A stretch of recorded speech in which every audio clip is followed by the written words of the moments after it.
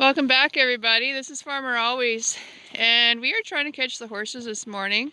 They were in this pasture that we're in right now, and they took off running, having fun, playing.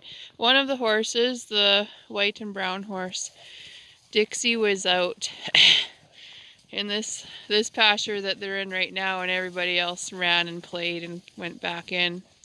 We're trying to keep the horses separate from the bulls so that our trucks are safe. We can tie the horses up. So we're gonna close up this gate and try to catch these crazies. There's a Tennessee Walker in the back with her gate.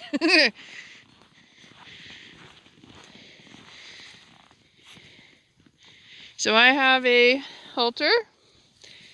I'd like to catch at least Megan or Duchess. They're usually decently easy, and once we have those two, we have a bit of control of the horses that we can... This isn't going well. If we can catch those two, then we have a bit of control that we can get the others to kind of homing beacon in, but